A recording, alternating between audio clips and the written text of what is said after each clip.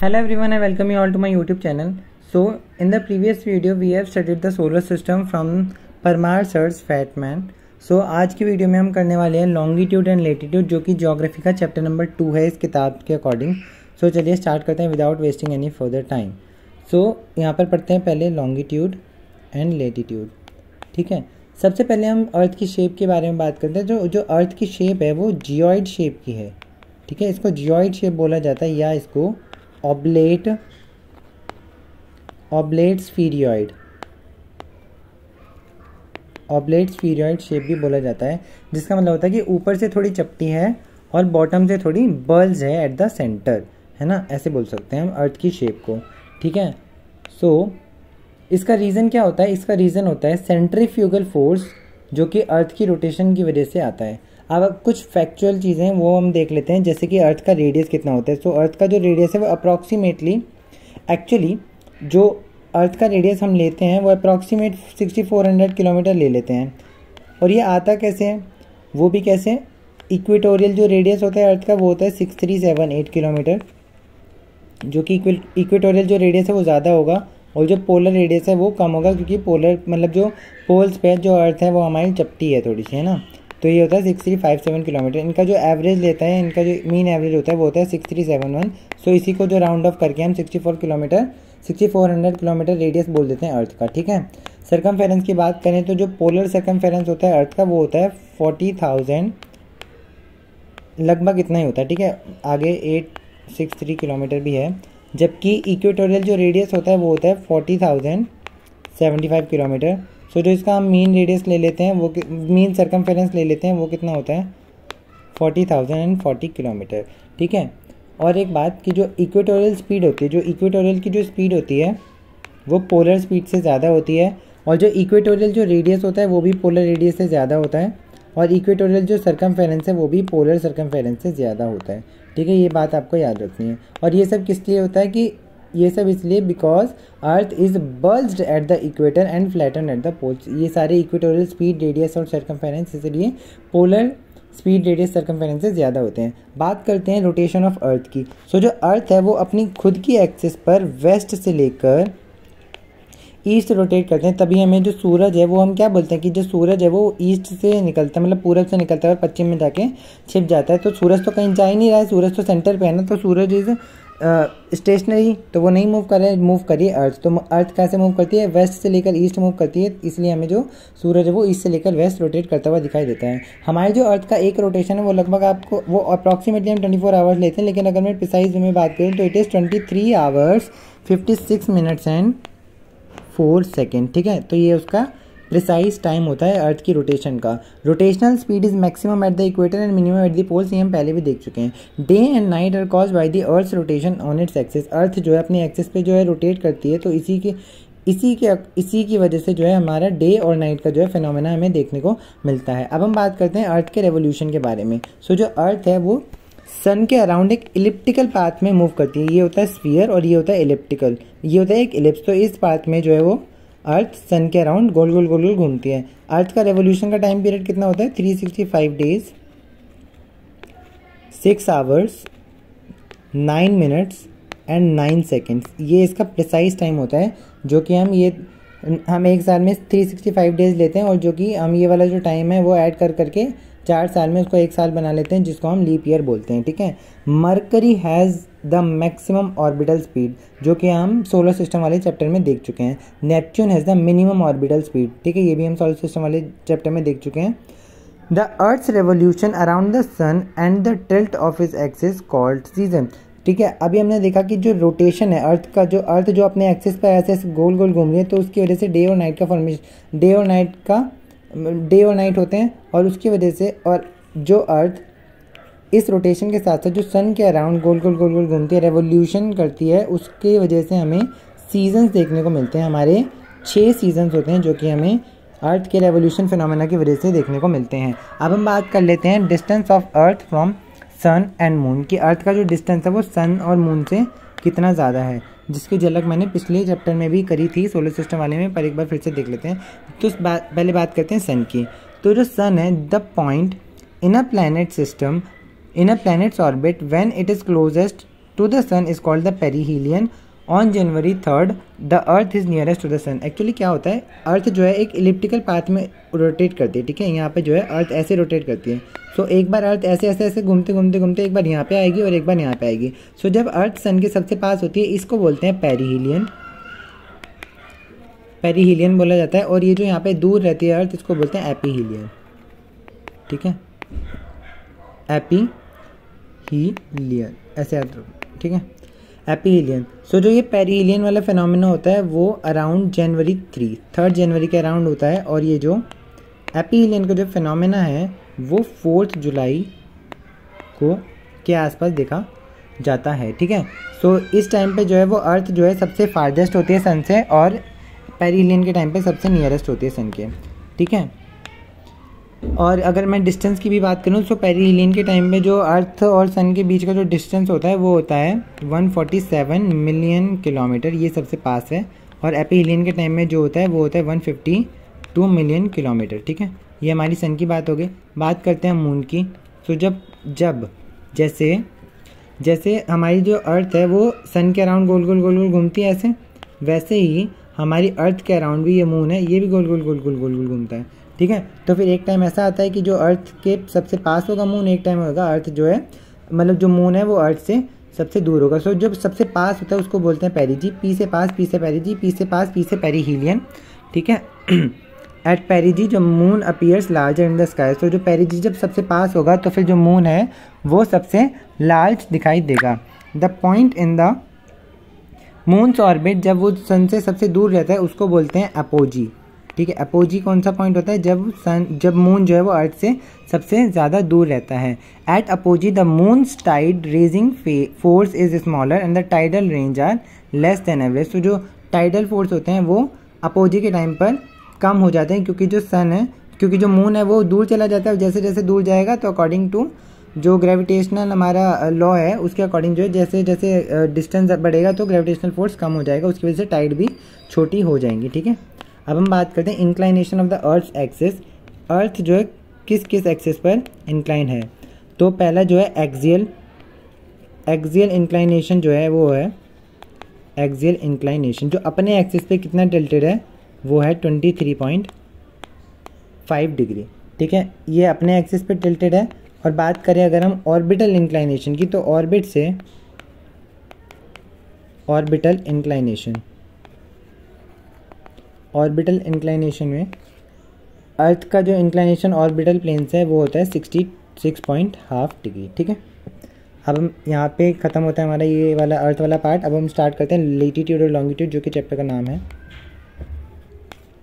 Latitude क्या होता है, सबसे पहले they are the imaginary horizontal lines होती है। हॉरिजॉन्टल क्या होती है, हॉरिजॉन्टल होती है लिटी हुई लाइन, और लेटीट्यूड से लिटी हुई लाइन, और लॉन्गिट्यूड होती है वो वर्टिकल लाइंस होती हैं, ठीक है। So latitude are the imaginary lines on the globe जो कि ईस्ट से लेकर के, यहाँ पे लिखता हूँ ईस्ट से लेकर के वेस्ट में, जो कि ईस्ट से लेकर के वेस्ट तक रन करती हैं, ठीक है।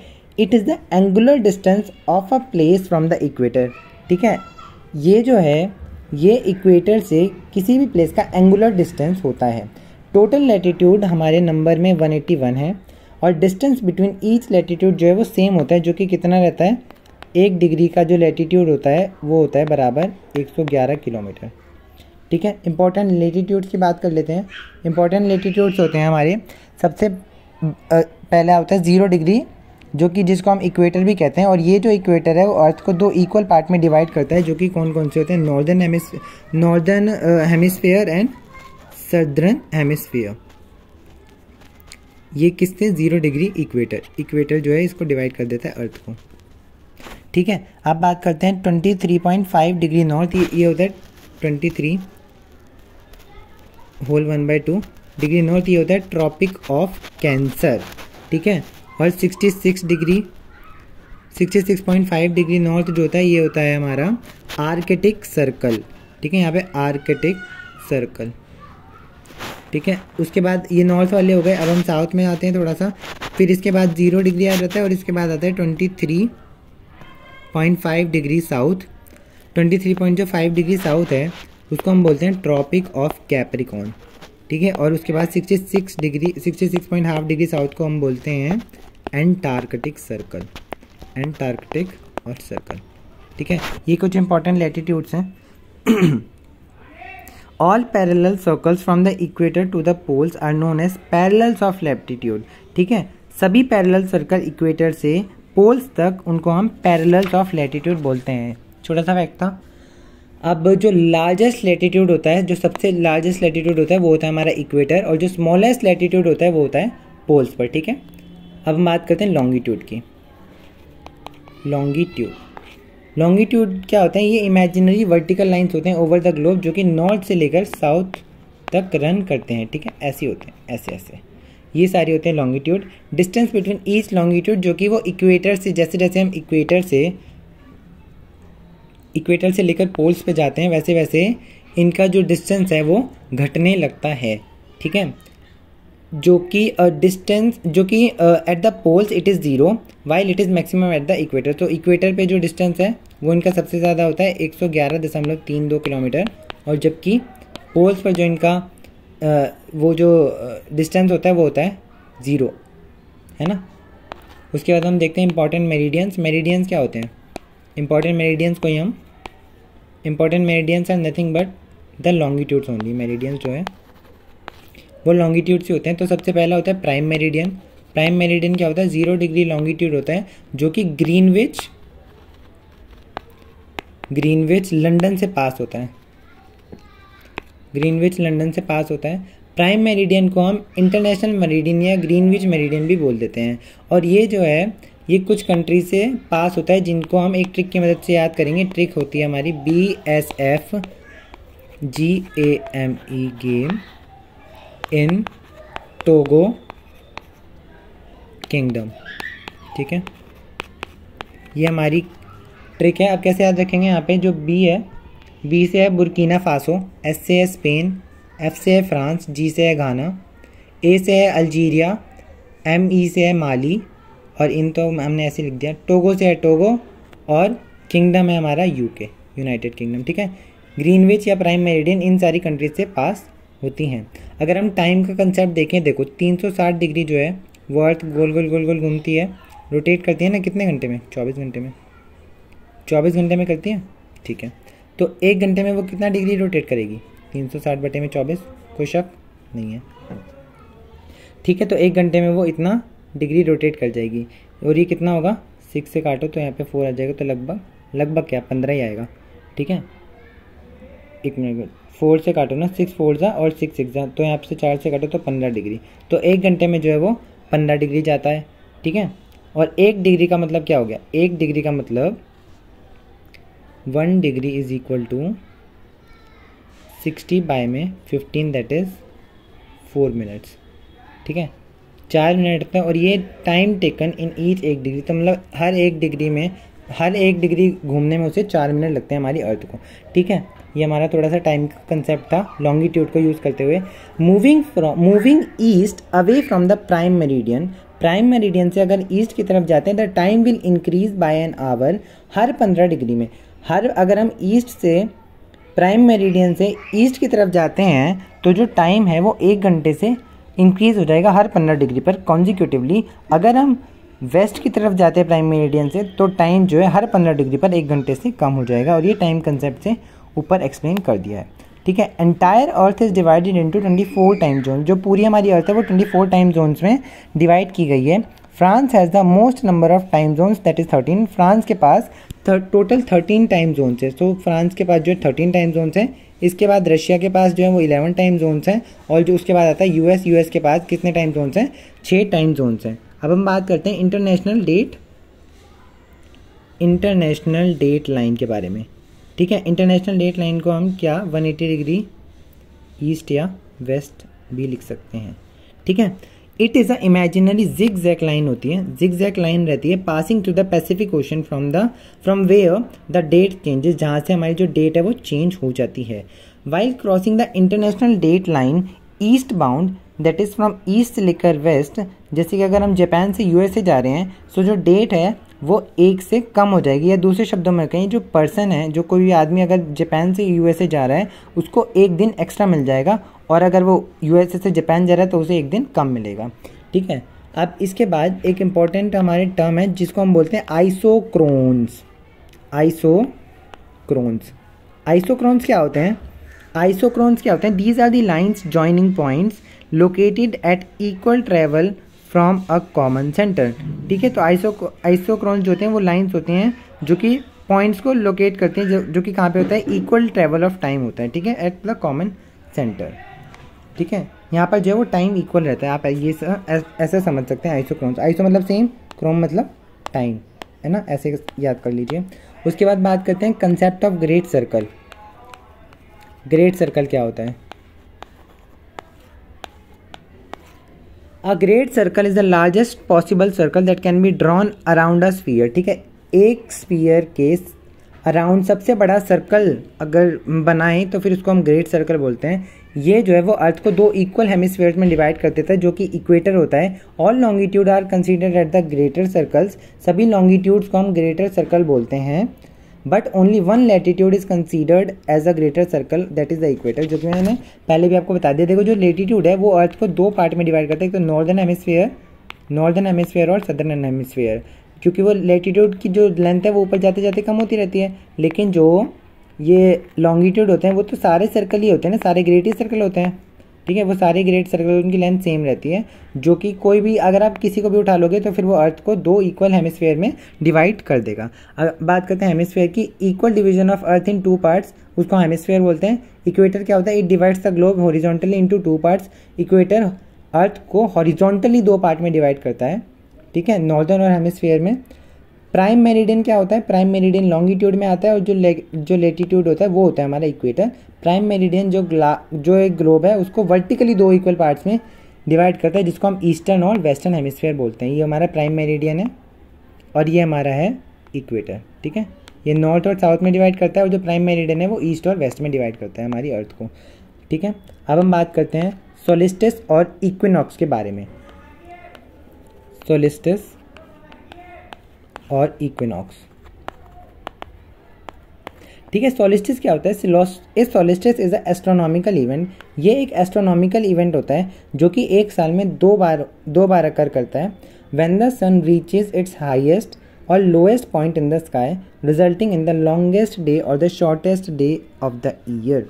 ठीक है, एक एस्ट्रोनॉमिक सोलिस्टिस क्या है? It is nothing but an astronomical event जो कि एक साल में दो बार अकर करता है। जब सन अपनी हाईएस्ट पॉइंट पे होता है तो फिर हमारा सबसे लॉन्गेस्ट दिन होता है, और जब सन अपनी लोएस्ट पॉइंट पे होता है तो अब हमारा शॉर्टेस्ट डे होता है। ठीक है, सोलिस्टिस दो तरह के, कौन कौन से? समर सोलिस्टिस और विंटर सोलिस्टिस। एक एक करके इनके इंपॉर्टेंट पॉइंट्स को देख लेते हैं। ठीक है, बात करें समर सोलिस्टिस की तो वो 21 जून को होता है। ठीक है, 21 जून को। और विंटर जो सोलिस्टिस है वो विंटर में होगा जो कि 22 दिसंबर को होगा। ठीक है, जो समर सोलिस्टिस होता है वो होता है longest day of the year, जो कि नॉर्दर्न हेमिस्फीयर का सबसे लॉन्गेस्ट दिन कहा जाता है समर सोलिस्टिस को, लॉन्गेस्ट डे। और it is the shortest day in the southern it is the shortest day and longest night of the year in the northern hemisphere. ठीक है, शॉर्टेस्ट डे और longest night in the northern hemisphere. ठीक है, ये हमारा winter solstice है। उसकी बात करें समर सोलिस्टिस में क्या होता है कि जो सन की वर्टिकल रेज होती हैं वो ट्रॉपिक ऑफ कैंसर के ओवरहेड पड़ती हैं। ट्रॉपिक ऑफ कैंसर के ओवरहेड पड़ती हैं हमारी सन की जो डायरेक्टली जो रेज होती हैं वर्टिकल रेज। और यहाँ पे जो होता है सन की जो वर्टिकल रेज होती हैं वो ट्रॉपिक ऑफ कैप्रिकॉन के ओवरहेड पड़ती है। ट्रॉपिक ऑफ कैप्रिकॉन कहाँ पे होता है? यहाँ पे। तो जो ओवरहेड रेज होती है वो यहाँ से पड़ेगी। ठीक है, उसके बाद नॉर्दर्न हेमिस्फीयर जो है, यहाँ पर समर सोलिस्टिस में क्या होता है? जो नॉर्दर्न हेमिस्फीयर होता है इसमें ज़्यादा हीट मिलती है, मतलब ठीक है, gets more heat. Northern hemisphere में ज़्यादा हीट मिलती है यहाँ पे समर सोलिस्टिस के टाइम पे, जबकि यहाँ पे सदर्न हेमिस्फीयर में ज़्यादा हीट मिलती है। ठीक है, विंटर सोलिस्टिस के टाइम पे। अब बात करें जो continuous sun ray fall on the North Pole for 6 month. ठीक है, नॉर्थ पोल पे जो है कॉन्टिन्यूस रे 6 महीने के लिए पड़ती हैं, और कॉन्टिन्यूस रे जो है वो यहाँ पे साउथ पोल पे 6 महीने के लिए पड़ती हैं। ये हमारा समर सोलिस्टिस और विंटर सोलिस्टिस के बीच में डिफरेंस था। ठीक है, बात करते हैं इक्विनॉक्स के। इक्विनॉक्स क्या होता है? इक्विनॉक्स इज अ टाइम जब सन की अपेरेंट पाथ स्काई में इक्वेटर को क्रॉस करता है तो वो क्या करता है, जो डे और नाइट है उनको इक्वल बना देता है, ठीक है। एक इक्विनॉक्स वो टाइम होता है जब सन की अपेरेंट पाथ स्काई में इक्वेटर को क्रॉस करता है, तो वो डे और नाइट को इक्वल बना देता है, उसी को इक्विनॉक्स बोलते हैं। इस पोजीशन पे ना तो पोल टिल्टेड, यहाँ पर इस पोजीशन में कोई भी पोल, नॉर्थ पोल ना ही साउथ पोल, सन की तरफ टिल्ट नहीं करता है। वेरिनल, ये दो तरह के होते हैं, कौन कौन से, एक होता है वेरिनल और एक होता है ऑटमनल, ठीक है। इसको बोलते हैं वर्नल या स्प्रिंग इक्विनॉक्स, और एक होता है ऑटमनल, ऑटमनल और फॉल इक्विनॉक्स, फॉल इक्विनॉक्स। ये जो वेरिनल इक्विनॉक्स होता है वो 21 मार्च को होता है, और ये जो ऑटमनल वाला होता है वो होता है 23 सितंबर। ये आपको इंपॉर्टेंट फैक्ट याद रखने हैं, डेट, ठीक है। लेट अस मूव अहेड, ठीक है। अब जो है, अब हम बढ़ते हैं अपने अगले टॉपिक की तरफ, जो कि है हमारा लूनर एक्लिप्स, ठीक है। लूनर एक्लिप्स, एक्लिप्स का मतलब क्या होता है, ग्रहण। लूनर मतलब चंद्र ग्रहण। और ये चंद्र ग्रहण कब लगता है कि जब अर्थ मून और सन के बीच में, तो यहाँ पे सन है, यहाँ पे है मून, और यहाँ पे आ जाती है हमारी अर्थ, सन, अर्थ और मून, तो फिर हमारा लूनर एक्लिप्स होता है। क्यों? क्योंकि जो सन की रेज है, इसकी जो सन की जो अर्थ की छाया है वही मून पे पड़ती है, ठीक है। तो कह देते हैं मून जो है वो काला हो गया तो चंद्र ग्रहण लग गया, ठीक है। ये this can happen only during a full moon, जिसको हम पूर्णिमा भी कहते हैं हिंदी में, ठीक है। अब हम बात करते हैं सुपर मून के बारे में। सुपर मून कब होता है, जब मून का ऑर्बिट अर्थ के सबसे पास रहता है ड्यूरिंग अ फुल मून और अ न्यू मून, ठीक है। तो एक बार लिख लेते हैं सुपर मून के बारे में, ठीक है। यहाँ पे लिखते हैं सुपर मून। सुपर मून क्या होता है, पूर्णिमा के टाइम पे या फुल मून के टाइम पे जब मून का ऑर्बिट अर्थ के सबसे पास रहता है, उसको हम बोलते हैं सुपर मून, ठीक है। अब सबसे पास का मतलब क्या हो गया, इसका मतलब कि वो अपोजी कह रहा हूँ, पेरिजी पोजीशन पे है, पेरिजी पोजीशन पे है, और न्यू मून भी है, ठीक है। तो अब क्या होता है, एक तो सबसे पास यहाँ पेरिजी पे है तो और बड़ा लगेगा, और न्यू मून है तो और भी बड़ा लगेगा, ठीक है।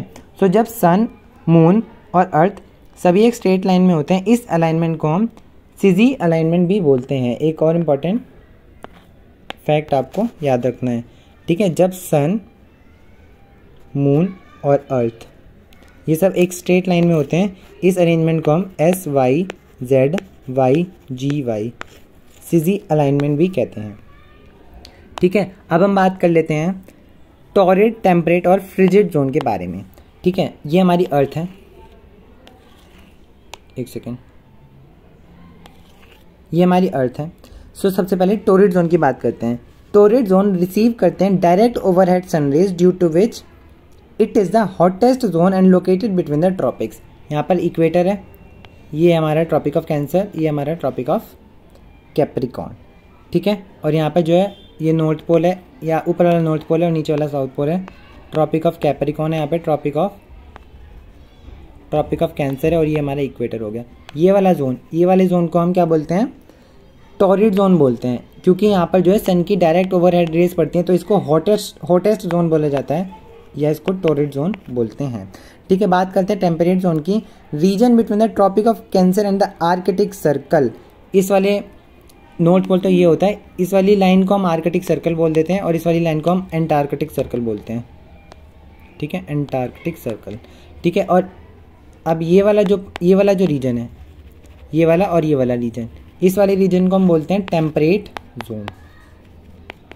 जोन, और यहाँ पे इसको बोलते हैं नॉर्थ पोल और साउथ पोल, यहाँ पे जो ठंड रहती है ना, तो यहाँ पे इनको बोलते हैं हम फ्रिजिड जोन, ठीक है। इसको बोलते हैं फ्रिजिड जोन। यहाँ पर आपको पहले लिखवाए थे कि कौन कौन से मतलब इंपॉर्टेंट लेटीट्यूड जब लिखवाए थे, 0 डिग्री होता है, ये 23.5 डिग्री होता है नॉर्थ में, ये होता है 66.5 डिग्री होता है नॉर्थ में, ठीक है। और फिर नीचे सिमिलरली यहाँ पे 23.5 डिग्री साउथ होता है, 66.5 डिग्री साउथ होता है, ठीक है। ऊपर वाला हमारा नॉर्थ पोल है, नीचे वाला हमारा साउथ पोल है। ये हमारे जोन्स भी यहाँ पे खत्म होते हैं। बात करते हैं टाइड्स की। नेक्स्ट हमारा टॉपिक है टाइड्स।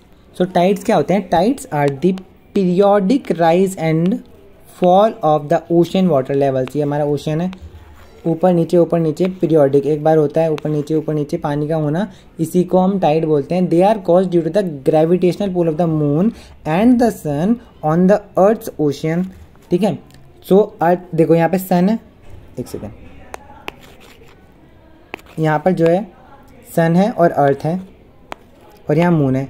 सन जो है अपना ग्रेविटेशनल पुल लगा रहा है और जो मून है वो अपना ग्रेविटेशनल पुल लगा रहा है। इसकी वजह से अर्थ हमारा ब्लू प्लैनेट है, मतलब पानी पानी पानी है, तो इनका जो ओशन है, ओशन के वाटर में उछाल आ जाता है, तो इसी को हम टाइड बोलते हैं। ये दो तरह की होती हैं, कौन कौन सी? एक होती है नीप टाइड और एक होती है स्प्रिंग टाइड।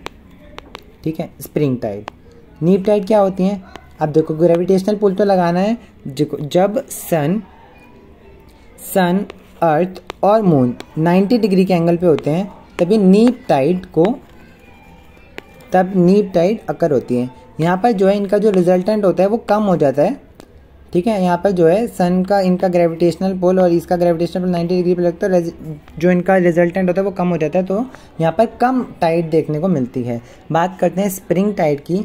स्प्रिंग टाइड कब होता है? जब अर्थ, मून और सन जो है हमारी स्ट्रेट लाइन में होती हैं।